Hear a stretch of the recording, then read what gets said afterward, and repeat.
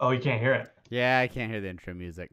All right, hey everybody, welcome to Apathetic Enthusiasm. I'm Travis, Hey, I'm Brandon. and we're doing it Hey, live. We're doing it hey, I'm live. Brandon. Oh, we're This doing it this is live. this is the podcast where we usually have intro music, but sometimes things don't happen, and I've already hit the streaming button. So, Oh, you know what?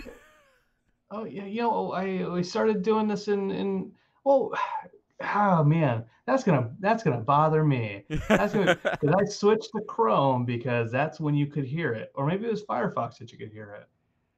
I, It it, one of them did. One of them it worked, and the other it didn't so work. That's all I remember.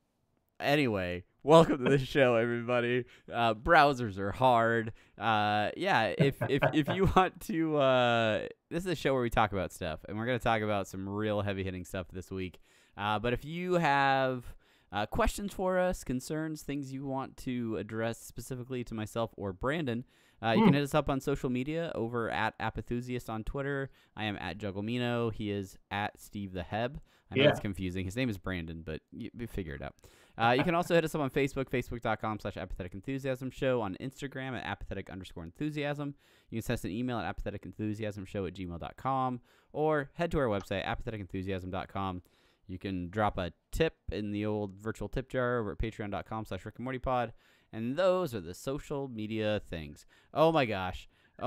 Somebody is joining our appear in right now. Oh my God. Oh. No, we're streaming. Get him out of here. Hey, here we go. What? Oh, you switched. I switched. That's amazing. Oh, Brandon, you are I don't know. Think you're a weird guy. How are you doing? How you doing? You with me? Y'all? Yeah, here? I'm here. You can hear me, right? Yeah, I can hear you. Yeah. Okay. You couldn't hear the other sound though.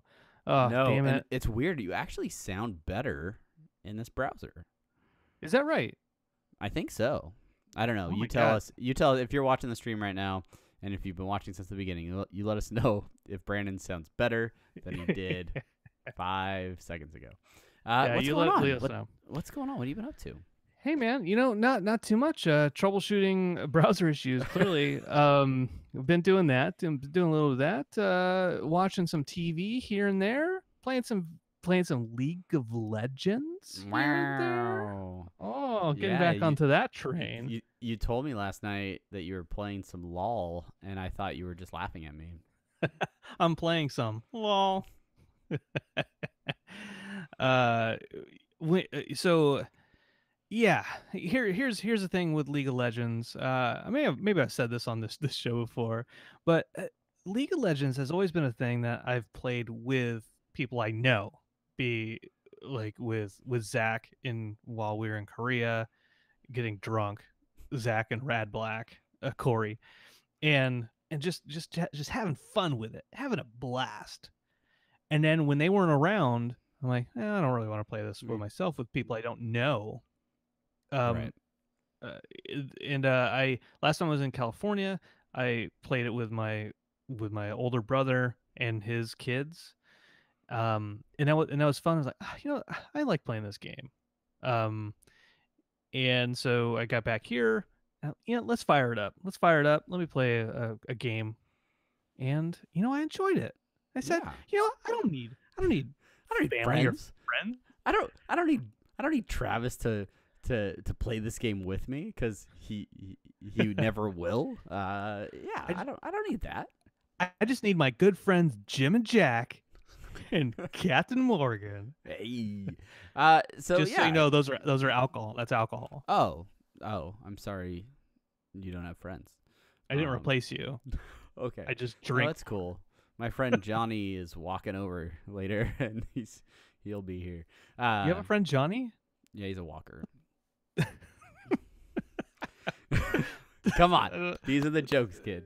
These are the jokes. Apathetic Enthusiasm, the great joke podcast. Yeah, we're a comedy podcast now, guys. So you're playing with some League. Yeah. I've been on hiatus kind of with Overwatch, especially with Apex being around, but I keep I keep revisiting it, and I think that becomes one of those games that I'll play like just a couple of matches and then hop out of it. But I'm really looking for one of those like sort of Zen meditation type games where you're like you can just get in there and play. Like Astroneer's a little bit like that for me, where I can just like hop in and explore the planet and build a base and just Be done with it. completely throw away hours of my life. But not have to like be like super like competitive, or like it's more of a relaxation type game. And yeah, I think I need a couple more games like that. I mean, like City Skylines, like you were playing recently, that could be a game like that too. But then like all of a sudden your city is like going out of control and all sorts of things are going on, and you're like, oh, I have to make sure the taxes are properly tabulated or whatever you do in that game. Did we talk about when me playing Cities Skylines recently On stream? Yeah, well, so like after the stream, did we ever talk about me playing it? I don't think so. Okay, yeah. Well, so just to talk about that real quick, when I did a stream a couple times. If you checked out Interdimensional RSS for the stream and you saw the notification, it said, "Hey, watch Brandon play a boring game." That was me playing Skylines, and if Omar is watching, my coworker, he knows how boring it was indeed. But there was a gentleman who I'm assuming it's a gentleman. The name was like gentleman like. It was like Mr. Gentleman to guy man person. But he came in, he or she came in and was like, "Oh, what are you trying to do?" Like, I don't know what I'm trying to do. I'm just trying to build a city. Trying to make a city. And then I just started asking advice and saying like, "Oh, like how should I set up these grids, or where should I put industrial in relation to this?" And then they were like, "Well, you know, demolish this road. You don't need that road. Make it a parallel thing, and make it a 9 by 20. That's the best bang for your buck." And then I stopped the stream because eventually, because in my head I thought, I don't want to do this. I can't, I can't stream with people who are way better and have spent so much more time with this game than I have. But like you have like genuine like viewer interaction, someone actually like participating on the stream with you, and you're like, too much. I gotta get out. I gotta get out of this. They're judging me. They're judging me for not knowing what I'm doing. And so that's the first part of that. The second part of that is the next day I played just by myself, no streaming, just me building the city up, following the advice that I'd gotten. And my city was doing really, really well. Probably the best that I've ever had a city do. And I was wow, I'm doing it. And then I got to a point where I had anxiety about going any further with a city. Cause like I know I'm overwhelmed by the possibilities of what I can do. I'm making so much money and so many, and I just unlocked all this stuff. You know what? I'm gonna move on. Yeah. Can't do this game anymore. Can't do it. Let me go play League of Legends. So, what have you been doing other than playing video games? Have you been getting out on the town, enjoying that weather that's way better than the weather I have up here? Absolutely, Travis. I'm glad you asked about this. So, for those of you who know, I'm Brandon Cruz, and I co-host the show.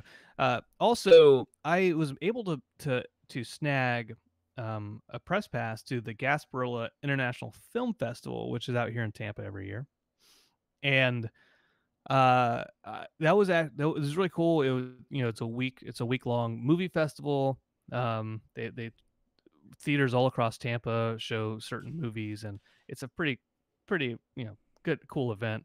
Omar and I actually went to like the like pre-party, which I'm glad he was there with me, because we ended up talking to just this one like production company and the guy and his friend, and everyone else was like super dressed up and like, I can't. Did you go in your classic like t-shirt and like jeans? No, I actually went in slacks and a button-up shirt and a tie. Hey, no, look at you! Look at you! Look at that! From look at us! Look at us growing up. We're gonna circle back to that in a little bit. So Mitch and Cindy, my in-laws, were in town that week, so I didn't really have a chance to go to all the movies that, not even necessarily that I wanted to see. I just didn't want to spend that much time away from them. Like, Sure. all right, cool. I got home from work. Gonna go see a movie. Good to see you guys. I'll be at the movies for the next 6 hours. Yeah. Thanks for buying Chelsea string lights for the back porch. But the one thing that I did want to see was Friday night at the Ybor City movie theater. They were showing, there's two different things. There was the horror film shorts and a showing after that of a Japanese film called One Cut of the Dead. And so I'll start. I want to start with these three horror shorts, and they ranged from like 7 minutes long to 17, just three of them. The first of those films was a movie called Latched, and I didn't know what I was expecting going into this. I'd never been to a film festival. Okay. I'd never been to a film festival, and I didn't. I walk up with my little press pass. I'm like, I'm here for the. I just picture you like Wayne's World when they get the backstage passes and you're just holding it up to everybody like This all I need. backstage pass. QR codes right there. Just scan it, right? Says Brandon Cruz Apathetic Enthusiasm here on the front. Mm-hmm. So they let me in. They scan. They give you like a little sheet of paper, and since it's a short, the event was a short films.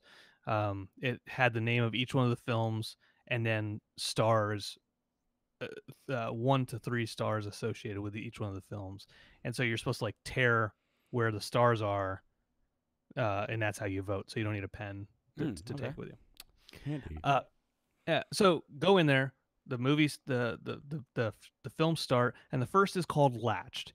And what Latched is about is it's a woman and her baby, and they go up to like their lake house cabin up in the woods. She's like getting a divorce from her husband, whatever, and she's just going up there to practice a dance routine. So she gets up there. Yeah, she's a dancer and she's trying to get away from society.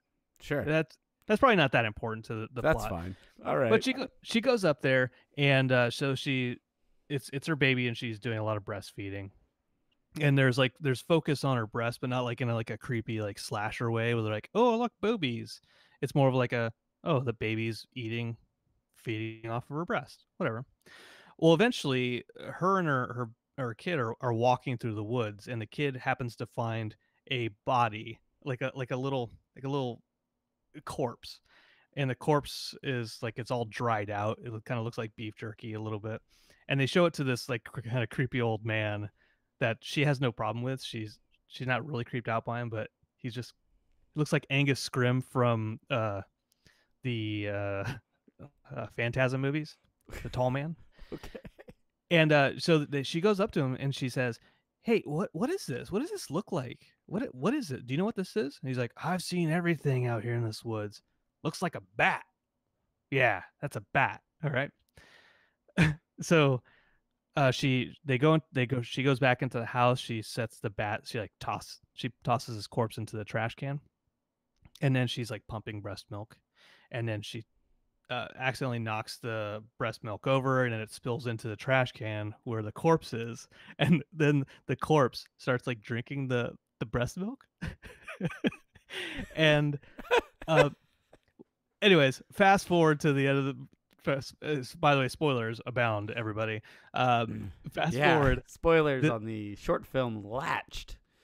This corpse turns into, it's a fairy, and then it turns into a really big fairy who just is desiring this woman's breast milk.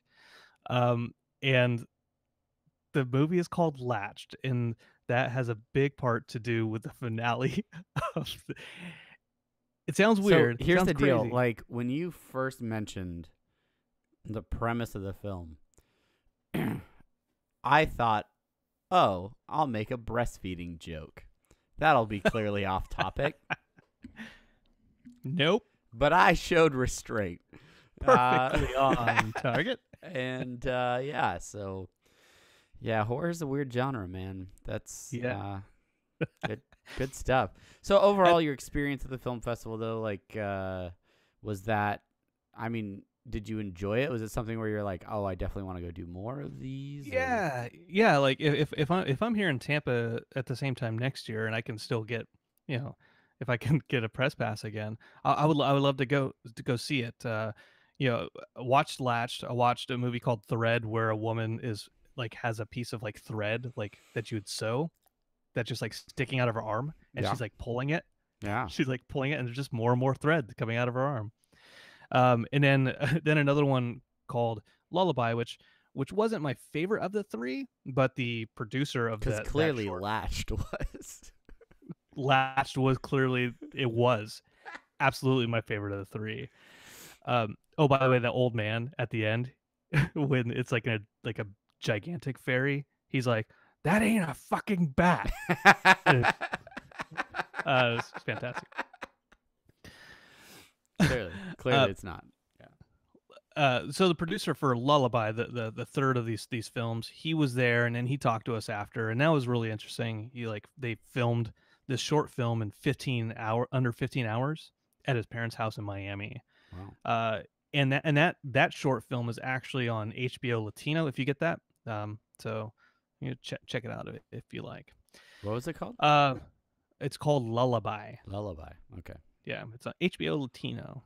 And then, so here, the last thing I want to talk about is the Japanese film One Cut of the Dead, which it was marketed as a horror film, and it's not. And so the premise of this film is like 30 minutes. It's a single take, a one shot, a one cut. Where these Japanese filmmakers are in an abandoned like army facility, and then they start getting attacked by zombies. And it's really shitty quality, and the acting is terrible. And when you start watching, you're like, this isn't great. And it's been getting hype. It's been getting a lot of acclaim. And then once that 30 minutes is up, the movie takes a sharp turn and turns into something completely different, which absolutely elevates it and makes it a really, really cool and unique thing. Wow. Okay. And so if you can get past the 30 minutes being like, oh, what the hell is this? This is like worse than any crappy B movie I've seen on Amazon Prime, you will be pleasantly surprised, especially if you are into filmmaking and and you're interested in the filmmaking process. Oh, I think, all right. Yeah. Cool. So I highly recommend that. And that's called the what? One Cut of the Dead. One Cut of the Dead. Is that out? Is that distributed like widely at this point? Or is it something that's still like in limited release? I think it's in limited release. It's still going around the festival circuit. That we talked about before, it getting released on Amazon Prime early, and then there's a discussion about like pirating on Amazon Prime because of distributors. Yeah. That was the movie that was released there. It is already slated for an American remake. If that tells you, okay, if that tells you anything. Do you think the American remake will still have the messed up 30 minutes at the beginning, like the? Yeah, I think so. And the first 30 minutes it's not great quality for a reason, and the last 3/4 of the movie explains why things are like that. Oh, all right, cool. Yeah. I can tell you more offline later. Yeah. I wanna shout out to Philip Marks 87 who is watching on stream right now. Hey, they say I definitely thought your voices were switched, if that makes sense. Which I think he's saying like maybe looking at pictures of us that like you were Brandon that you were Travis and I was like, or that are like we had different body switches, like a Freaky Friday situation possibly. Oh, like you're the funny one? And he confirms it. Yes, that's exactly what he's trying to say. Well, maybe that like your voice obviously was coming out of the bald guy. And I don't know. Yeah. I don't know. But yeah, that's really interesting that Huh. I guess that's the whole new aspect that live video brings to this I podcast. I never fancied my voice as being bald, so that's new to me. Yeah, and it's all I know. So Since you were like 18. he says yes. Your voice does sound bald. So thank you, Philip, for those remarks. And I think speaking of baldness and things like that, I really want to get into what is plaguing me right now. Oh yeah. And that is our slow and steady progression towards our eventual demise. I'm talking about getting old. And the reason it's so fresh in my mind is because I went to the doctor today for literally is this WebMD. literally like the first time in almost 3 years. I mean, I go for like regular checkup type stuff, but I've never gone for like a complaint. Like I don't seem to get sick very often. If I do, it's usually not something that I need to go see a doctor for. Okay. I get my checkups, I do like the dental stuff, all that, everything, but I haven't been like, oh, I hurt my leg and need some Motrin or something, right? Like, so my doctor literally asked, like, are you new to the area? And I was like, no, I've been here 3 years. And she's like, yeah, we've never actually seen you here in the office. This is kind of incredible. But I was complaining about some elbow soreness that has been persistent for several months. And after answering a bunch of questions, she's like, yeah, you definitely have all of the like normal signs for tennis elbow. And I know, before you ask, no, I do not play tennis. Say no more. Say no more. But yeah, so then like she's like telling me about exercises I can do for like physical therapy and like creams I can rub to numb my elbow, and this like little brace I can wear on my forearm that like relieves tension. Yeah. And then like she's like, oh, and you haven't had a lipids test before. Let's go test your cholesterol too. So all of a sudden I just feel like, oh gosh, my joints are breaking and my cholesterol, and I just feel so old. And like so literally I got back to work after I like put that thing on my forearm, and I had like I was like adjusting my shirt, or no, like I was taking the bandage off from the blood draw. So I was like moving my shirt, and one of the guys I work with is like, whoa, do you have one of them old man braces on your arm? Like, are you already that old? And yeah. Wait, so did she give you a brace? Oh yeah. Well, they like prescribed one at the physical therapist. So what? Yeah, it was legit. Damn it. You know, a couple years back, I went to the physical therapist for my shoulder, because I went boogie boarding, and then I was just like sitting in the water, and then the wave took the boogie board and went and like pulled my shoulder back. Yeah. And then I didn't care about it for a while. And then I went to physical therapy, and then I was like, do bands. Use these exercise bands. Resistance bands. Yeah, Philip was saying that his dad got tennis elbow in the early 90s from playing Super Nintendo with him and his siblings. So yeah, video games could be the culprit. Like, there's no like definite factor for like, there was no like event where I like injured it. Yeah. But the guy, when he was like fitting the brace on, he's like, so you're going to want to wear this if you're like playing sports or like working out, or if you're doing any typing. And I'm like, I work in a software development shop. Like I'm on a computer all day. He's like, yeah, you're pretty much going to just want to wear this all the time. So that's fun. I get to do that. Do you have a stand-up desk? I do. Brandon, thank you for asking. Yeah. I asked that because I have a makeshift stand-up desk, and I think we've talked about this before. No, we haven't, and I want to know what that means. Why do you have a makeshift desk? This guy I work with, Jeremiah, I was like, yeah, I want to try a stand-up desk, but I can't get prescribed one because I don't actually have back issues. And so I just started like putting like monitors on top of like boxes. and then I went on a business trip. When I came back, he had set up something for me, and it was like an old shoe rack that he had, and the monitors on the shoe rack, and I just picture your desk at work as being like an old timey like junkyard with like weird things hanging off old scaffolding and stuff like that. yeah, like just tetanus all over the place. Meanwhile, I'm at my desk just like hitting the button to like raise my desk and then to lower it. Like, I'll do that when people come in to talk to me, and if they're like being really annoying, I'll just start adjusting my desk while I look at them. That's a real power move. That's such a jerk. Anyway, the reason I asked about stand-up desks is do you find that, and this is an old man discussion. No, full disclosure, seriously, if you're in your early 20s, thank you for listening. But we are gonna get into some real talk here. No, yeah.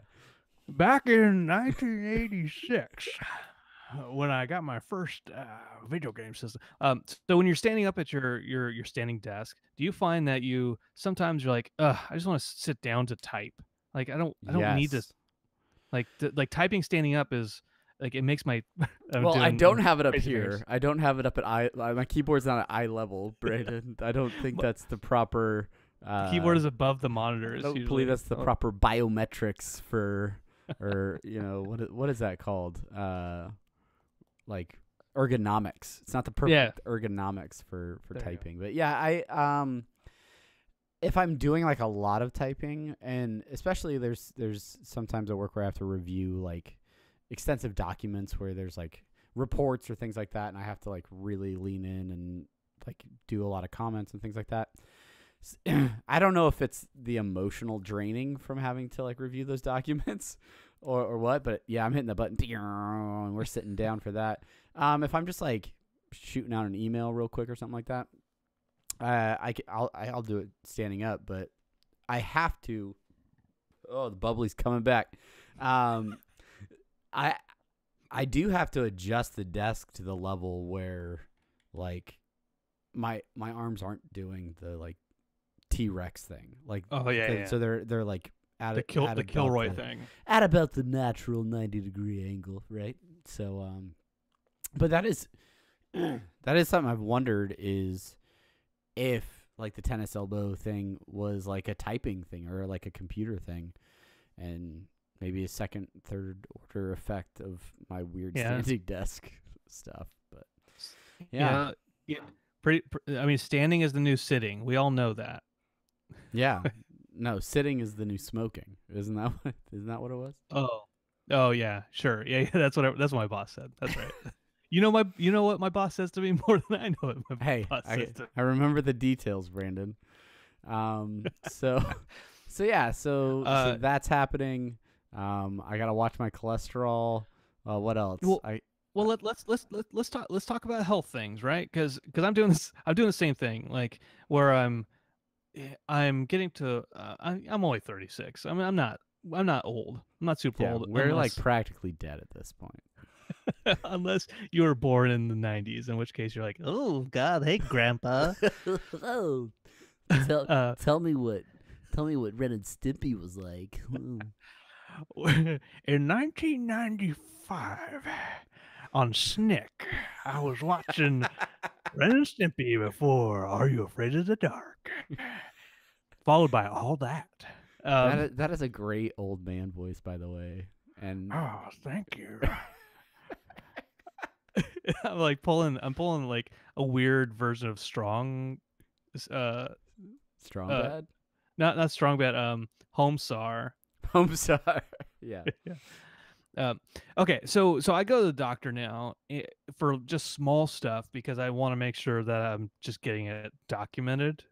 So I went to the doctor a couple weeks ago. I'm like, I've been having a lot of heartburn. Oh jeez.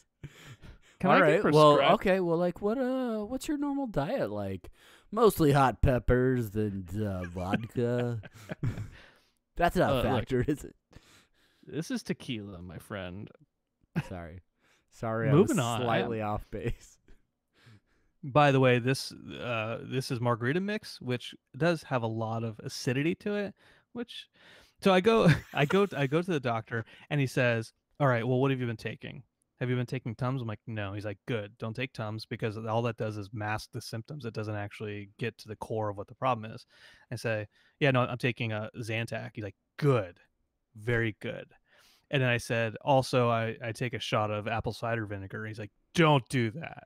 Oh, jeez. That's bad." I say, "No, I was just joking about that. Don't do that." Yeah, I don't do Don't that. do that. It's totally. As my teeth are like, Chelsea, get rid of the vinegar. get rid of it. But I've also gone for like thumb soreness. Also maybe also an elbow. I don't know. I probably talked about an elbow. I don't But know. I just don't go to the doctor that much. Like I ignore a problem for as long as possible before I finally am like, all right, guess I'll go see somebody about this.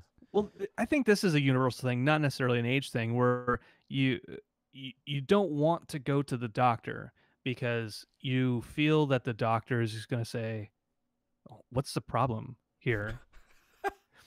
Yeah, you're old. Your elbow hurts. Get What's over it. what's the big when I went in for Ice heartburn?" it. Ice it, old man. When I went in for heartburn, the the little intern, whatever that position is that checks you in, A nurse? Are you talking nurse, about a nurse? yeah, the nurse, the doctor's aide, uh, he was like, "So what? Why are you here?" Like, it's heartburn." He's like, "We see people for much worse things. So you're here for heartburn?" Like, yeah, yeah, I am. I want my Zantac prescription, fucker. He's like, "Oh, your tummy hurts? Okay. Let me But let me- that Yeah. I mean, but but I that, mean it makes that's sense. the thing, right? Where you don't want to go into the doctor because you're like, they're gonna belittle me for things that it don't happen. My sun disease, right, is a prime example of why I don't go to the doctor initially. For those out there, fun fact about Brandon Cruz: I have a disease, a blood disorder called erythropoietic protoporphyria, EPP for short, if you must know. And it's a blood disorder where I produce too much of a certain enzyme called a porphyrin. And what it does is my liver doesn't You're filter it out. making this up. Clearly, this is all gibberish. You're making this up. My liver doesn't filter it out. And what it does is the sun's UV rays react with this excess enzyme in my bloodstream, and it makes my skin burn like I'm kind of allergic to the sun. Okay, if you're following me so far. I wasn't diagnosed with this until I was about 2021. And the reason I was diagnosed with it was I went to the doctor after my whole life having this and feeling like, why is everyone else in the sun and they're okay? And I'm like, I'm crying and running into the shade. I went to like WebMD, and I looked up sun disorders, and I got a printout of this exact thing, and I went to the doctor, my doctor, and I said, "I think I have this and I want to get tested for it." And he's like, "Well, one of the sun sensitivity things is drinking too much and not getting enough sleep." Like, that's great, and those are things that affect me, but I still want to get tested. Yeah. Are you and saying I was drinking too much when I was 12, sir? Was that the issue? Yeah. Oh, I should have said that. Damn it. Yeah. But these are the things the passive aggressive responses really come on more later in life. I think it's not something you would have naturally addressed. You grow early in. on. Yeah, you grow into it. Yeah, Grow exactly. into it. At any rate, I got tested. Sure enough, I had it, and he's like, "Yeah, my bad." But that's a thing where you. That's one thing you never want to hear your doctor say. You never want them to be like, "Oh, my bad." No, I don't care the context. You never want a doctor to say that. Oh yeah, sorry, wrong surgery. My bad. That's like when I went to the lab today to get my blood draw, and they kept asking me like my name and birthday over and over again. And I'm like, oh, it's still me. Like, come on. But at the same time, I'm like, also, I don't want someone else's test to. So yeah, just keep asking. It's fine. I don't want to be that person where they like take the wrong leg. I don't. You just keep asking the questions. I'm cool with it. That's fine. I'm cool. I'm cool with this bureaucracy. It's going to Yeah. save me some Yeah. heartache or Exactly. heart attack in the future. When you're talking about like looking up symptoms online, I feel like that is such a catch-22 now that especially like WebMD and those sites are decent, but even just like Google itself has so much of that baked into it now where you can like hammer out a bunch of symptoms and it can get like really close, if not spot on to what your condition is. Sheena Googled like my symptoms like a week before I went in. She's like, "Oh, it sounds a lot like you have tennis elbow." And I was like, "All right, well, I don't know. I'll just talk to an actual doctor and find out." And then I tell them all the stuff, and they're like, "Yep, tennis elbow, classic case." And I'm like, "Should I have just gone to Google? Like, could I have gotten my morning back if I had just done that?" But then, like, maybe if Sheena Googled the wrong thing and I had like, I don't know, diabetes. Like, I don't. It's one of those things. But if you come in like, oh well, I was looking online, and I'm pretty sure it's like you self-diagnose that stuff. I Yeah, don't know. yeah. That's definitely a tricky thing. A couple years ago, I had lower right back issues, and it was like just like a very very dull pain that just lasted for probably about a week or two, and so then I went in, and they had, I went online. I was like, what does this mean? Oh, am I not exercising enough or whatever? And I was like, no, it's probably cancer, maybe, um, no, or kidney stones. I was like, I've never had kidney stones, so that's probably not it. So I went Must in be and cancer. went in. They're like, yeah, you have blood in your urine. I was like, great, cool, that's normal. And No, no. Listen, kids. I don't think that's normal. yeah, don't listen to my doctor advice. But it ended up being, it ended up being a kidney stone. But still, that's the risk of self diagnosing is, Yeah, yeah, you don't know until you go in for some of those things. Like an issue in your elbow, that's probably easier to diagnose than lower back pain, which could be a smorgasbord of yeah, issues. exactly. So how's your afternoon nap frequency going? Because Well, I mine's eat dinner at 4. because gotta get that early bird special. Anything after 4:30 is just my stomach is just tore up for the rest of the night. Yeah, I especially after certain work days, I'll go home. Kids are playing fork knife and watching YouTubes, and I sit there on the couch. My dog will come curl up on my lap, and then I am out. I don't know. Just maybe it's because I go to bed way too late though. That may be the actual root cause there. So I don't know. My biggest issue is driving home after work, because it's still like 45 minutes to an hour of traffic. And what I've been doing is, I found a good nap spot on the way home, and because I can basically sleep anywhere. So there's a Lowe's near my house, and no one ever parks in this area, and it's shady, it's nice. I just go there, put the seat back. So you take naps on your ride home from like work? Yeah, I stop in the Lowe's parking lot. Like Under the tree. how frequent would you say that happens? Not that frequently. Okay. Like uh like if I know that I'm gonna go home and I have to apologize to Chelsea because I was rude to her parents and her friends, and I know there's gonna be some stuff going on. You know what? Let me get a nap first. Let me just come into this fresh. Let me just get a little power nap. Maybe some assorted lumber, and then hey, sawing them logs. Yeah, Lowe's had a four. You can get like 4 bags of mulch for $10 recently. Let me tell you, it's a deal. It's a deal. That's Go practically a steal, ladies and gentlemen. Lowe's.com. This episode brought to you by Lowe's. Find a Lowe's where Lowe's are. I don't know. Not a great ad read.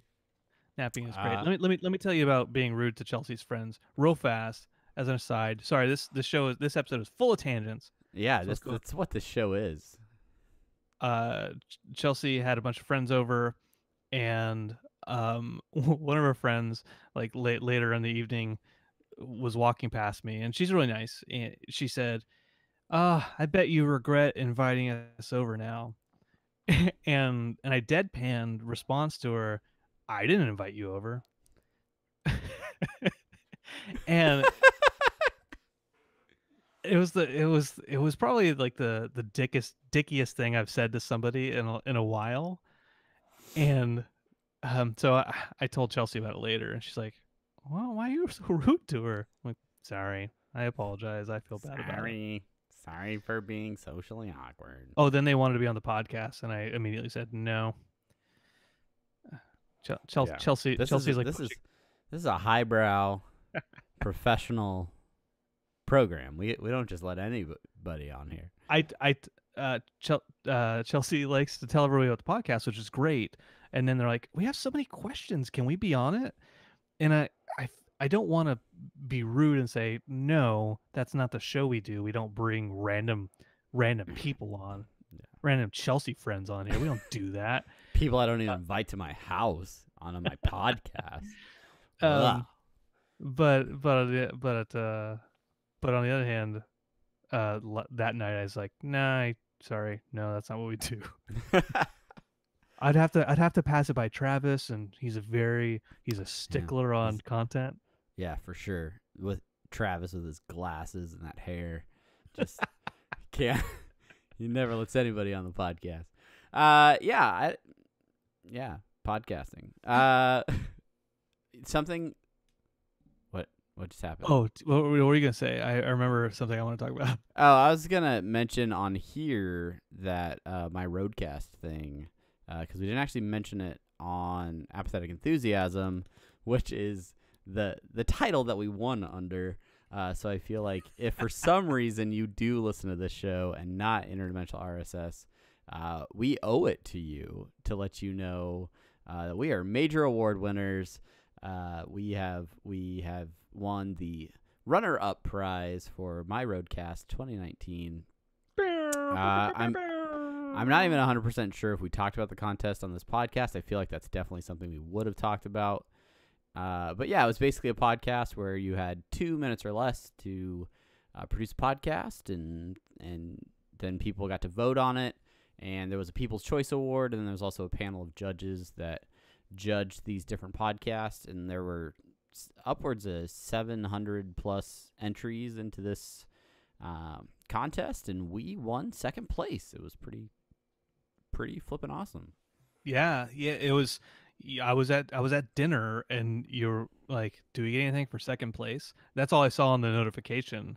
I was like, I don't know the context of this, Travis. And then I opened it up, and I was at dinner with the family, Chelsea's family, and I saw what it was, and I was like, "Holy fuck!" Like at dinner, and they're like, "Whoa, hey!" I was like, "Travis and I came in second place for this thing." So surprised, so surprised, genuine surprise. And here's the thing with it: even though we're surprised that we did it, you and I both felt coming out of creating that thing extremely confident. This is good. Yeah. It's still just kind of overwhelming. There's some kind of emotion on it, and we put it together in 3-something hours from concept to delivery to submission. Yeah, it was. I don't know. It was amazing. It was a lot of fun, and now we get like some free gear. So hopefully that just continues to help our various podcasts continue to improve and push us into that next level. Yeah, and for those who listened to it, thank you. For those who didn't, it's about nursery rhymes that are true crimes. It's a true crime parody about nursery rhymes called Nursery Crimes. We had a couple of other ideas when we were coming up with it before we settled on nursery crimes, and so I just want to throw these out there, and and tell you how happy I am that we didn't do these, but there's one that I actually do like. The first was movie trailer reviews. Since we don't have enough time to review the movies, we just watch the trailers. I was like, meh, Okay. whatever. Definitely not a second place idea. Definitely not. That's like a 778th place. The second one was Adventure Mini, which like a tiny D&D podcast, where we didn't flesh this one out, but one of us put we could run the smallest fight ever with a climax of combat being interrupted by an ad read and a conclusion. And the third one I like just based off of the title, and this would be a really good. And if anybody takes this idea, you owe us credit. It was called This Dystopian Life, a parody of This American Life, but in a nuclear wasteland, which I still think is actually. I think that's great. Yeah. Did we come up with that? Because that's a terrific idea. We did. It's right there. It's in our Google Docs. Okay. Yeah, that'd be great. Like, do like the same like that one. I feel like you'd need a little bit more long form for the parody. Yeah, but definitely. to really like, hi, I'm Ira Glass, and on This Dystopian Life, we're gonna be talking about live from Easy B Chicago, This Dystopian Life, live from what used to be QEZB Chicago, now a fiery wasteland on the shores of Illinois. This Dystopian Life, brought to you by Lisa Mattress. Wondery. Yeah. Which, by the way, they still owe us money. No, it's true. Let's not put them on blast. Let's yeah, let's be cool. But they do owe us some money. Anyway, yeah, so we're old guys. We are. And we're fine with it. We're becoming more and more like Jerry every day. Yes. And yeah, it's fine. And on the topic of old people, maybe kind of Shazam is a great movie. You need to see Shazam. It is fantastic. Travis, you should take the kids to see Shazam this weekend, because it is a. I told Omar this before, and I've said it to other people. This is like the first DC movie that has a distinct voice. It is distinctly DC. It has a sense of wonder to it. Zachary Levi does an amazing job of playing a 14-year-old kid in an adult body. That doesn't surprise me, though. That's yeah. It is great. You should take your kids to see it, because it's the DC sense of wonder that I think we've been missing from those films, with the exception of perhaps Wonder Woman in some time. Yeah. And even the humor in it is, yeah, you think humor, you're like, oh, so they're trying to copy Marvel. No, because it's not a Marvel type of humor. It's its own voice. Yeah. That's good. I'm interested to see it. I definitely I'm not against seeing it at all. It looks like very promising to me. And yeah, I'll probably check it out. Did you watch the teaser for Joaquin Phoenix's Joker film? Joker, the French film about the Batman villain. The sad clown movie about the Joker. He is a bad guy, but he likes to laugh. He tells the jokes, and it's stupid. That's a stupid bit. I'm mad that we did that. Yeah, I did watch the teaser trailer for it, and it looks good. Have you ever seen Scorsese's The King of Comedy? You ever seen that movie? King of Comedy. Yeah. That's not the one with Robert De Niro. Nope, I haven't seen it. And damn it, I forget the actor's name, but he's with Dean Martin and his buddy. Ivan Roy Levin with the glove. Are you talking about Martin Short? Lewis? Oh. Oh, Jerry whatever. Lewis. Jerry Lewis. Jerry Lewis, yeah. So King of Comedy was a movie with De Niro and Jerry Lewis, where Jerry Lewis is this TV personality who gets kidnapped by Robert De Niro. Robert De Niro wants to be a stand-up comedian and wants to go on Jerry Lewis's late night show to be discovered, right? Yeah. That's what the movie's about, and it was an inspiration for Todd Phillips's Joker with Joaquin Phoenix. And Robert De Niro is in fact in the Joker movie as a late night TV show personality, and you can see him in the trailer around like 155. Oh, or he's so. like on the TV. Yeah. They show a few clips on TV. Yeah. So I think personally, it's a good it's a good rendition of The Killing Joke, the famous graphic novel that shows the kind of origins of the Joker. One Bad Day. I think it'll be great to tie this, like, the King of Comedy aspect to like a Killing Joke aspect, and I think Joaquin Phoenix can show that steady decline into madness fairly well. Oh no, yeah, I think he's definitely capable of that, and I feel like the teaser kind of made me miss. I had his name a second, Heath Ledger, because Joaquin Phoenix looks like he's really embodying that twisted side of the Joker that I really didn't get from Jared Leto's portrayal, and this is back to that same kind of like really like the Joker's such a dark character, and I'm really interested to see how far this movie goes with it, and if you didn't know anything about Batman and you saw this teaser, like, it's really intriguing. Like, I feel like fans that are not traditional comic fans could still look at this and really, be interested in it. Like, it's so I don't know. Like, my one question is, how far do they go, like, into him becoming the Joker?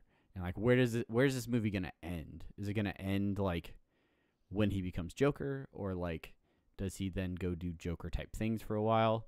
Is there gonna be any Batman like references in it? Because really, like, the duality of the Joker and Batman and how they complement each other and contradict each other is a huge part of the comics, and it's almost interesting to me to have a movie about the Joker without having Batman really referenced in the teaser, at least at all. So I'm curious to see if they completely divorce it from Batman and just try to make it its own thing, or what they try to do. I agree. I agree with that sentiment. The same thing, kind of like similar with Venom. Venom without any kind of reference to Spider-Man is, that's where he's inextricably tied to that universe and that character. The last thing I want to say about the Joker is a tie to the Gotham series, which is it's in its final season right now. Mm-hmm. And I don't know if you saw the images or the teaser for the Joker in that series, which I there's part of me that wonders, did Warner Brothers try to one up the Gotham series reveal the Joker with the Joker teaser? I don't know. Or they're like, hey, let's piggyback off the fun, exciting news of this TV character turning into the Joker and talk about the movie. The TV version of the Joker looks really kind of creepy and zombie-esque and very Jack Nicholson-esque. So if you have opinions on that and you say, Brandon, you're wrong, well, direct them to the voice of the bald-headed fellow. Yeah, we're gonna have to start describing our most distinct facial features with our intros now. This is big nose. This is open. Hey. All right, cool. Oh, well, me. Yeah. Um, Sure. I mean, mine's, I guess, proportionate to my face, for the most part. Hispanic. Hello, I am Travis. Pale. All right. Cool. All right, that's it. I guess that's it. That's it for the show. We're still playing D&D. We're playing D&D on a regular basis. We started a new campaign. Things have gotten somewhat interesting. Maybe they haven't, but we're making it up as we go, and we're having fun with that. And that's about it for this episode. That is. Yeah. Thanks to those of you who listen, who subscribe to this podcast.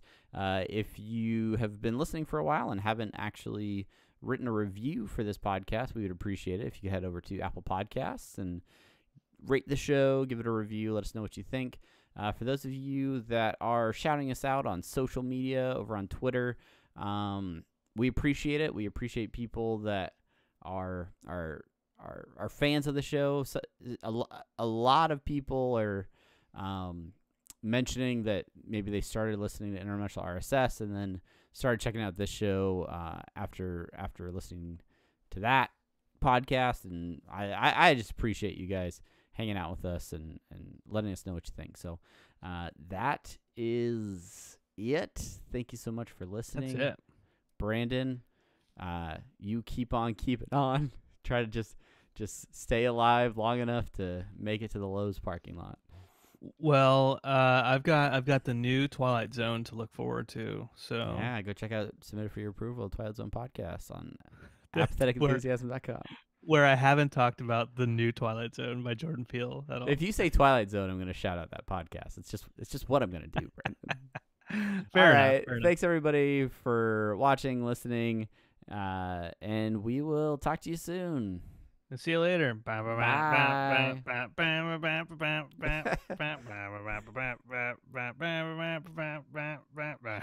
I know you can't.